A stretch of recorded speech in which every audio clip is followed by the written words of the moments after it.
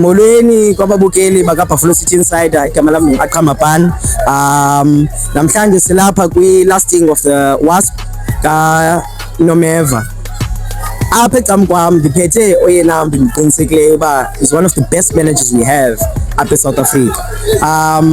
With champions like uSivenathi Nontshinga, uPhumelela Cafu, some of abanye abantu bamazi enguSotho waseDangeni Village. This guy is a game changer. I was gonna say, what do you mean one of the best? I am the best. Thing is, Tina Turner wrote that song for me. I'm still the best. Thing is, there was this beef of some sort of you with Ayanda Matiti, but we'll talk about that some other time. The first question I want to ask you, Hurtman. Okay, before I ask you a question, I want to commend you for your work.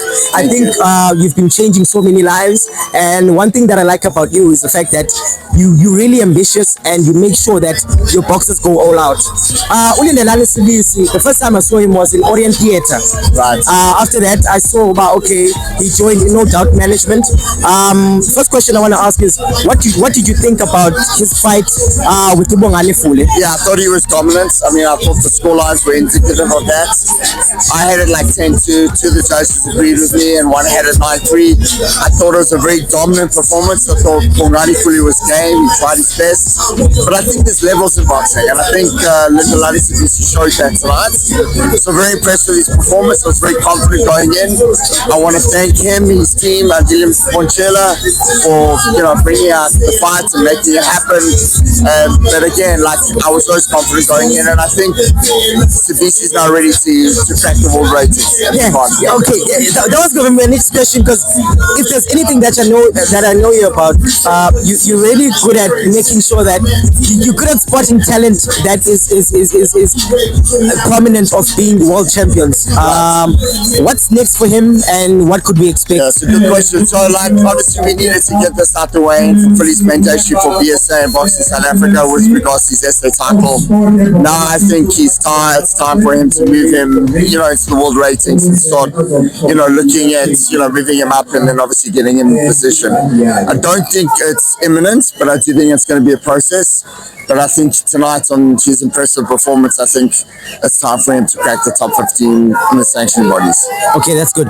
Okay, so 2 world champions from the Eastern Cape. Now you're trying to dominate the KZN or Durban.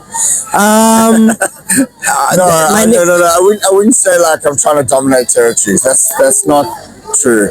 Okay. I'm trying to change lives and just dominate South African boxing. Okay.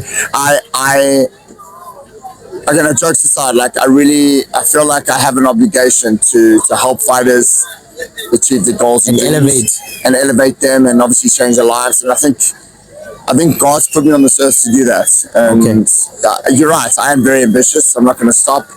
And even though I'm getting older, I still think I'm very young. Got a light-hearted heart and mind, and I feel that I'm still in the starting blocks. But it's not just about KZN. I think it's about South African boxing. I'm here to serve, and if I feel a fighter's got the potential and he or she seeks my management, and sometimes fighters want me to train them, they're always welcome to get hold of me and make the connection. Second last question. Siyakola Kuse. What a wonderful result for South African boxing. South African boxing is growing. Today we also had Siyakola Siseko Teise that just recently won a WBC champ. Yeah. My second last question is directed at the fact that there's growth as far as the Mecca being East London, getting champions as far as WBC is concerned. What do you think? Or who do you think is most likely to dominate or grow as far as world rankings is concerned? If you ever had your own top 5 of boxers that come from the Eastern Cape or South Africa as whole, all time, Otili, Ngwita, Bungu, Patello. I think the list is endless, but I do want to say this, and we're very proud of Sia Kuse winning the WBC title, first Eastern Cape fighter to win the WBC version. The 4th in South Africa. I'm going to tell you right now, that he's certainly not going to be the last from the Eastern Cape. Watch the space. Okay, last question. Unameva is gonna have his last fight today. Yeah. Tonight, in fact. If you had any last words towards him, what would those be? And Yeah, I think he's been a treasure for South African boxing. I think he's been electric every time he fights here locally, especially in East London. I think he's been an absolute credit to South African boxing, and I want to wish him success tonight. And then when he turns his back on being in the ring fighting, I hope that he still contributes to the sport of boxing, which I'm 99.9% sure he will. Okay. Namahanjani, once again,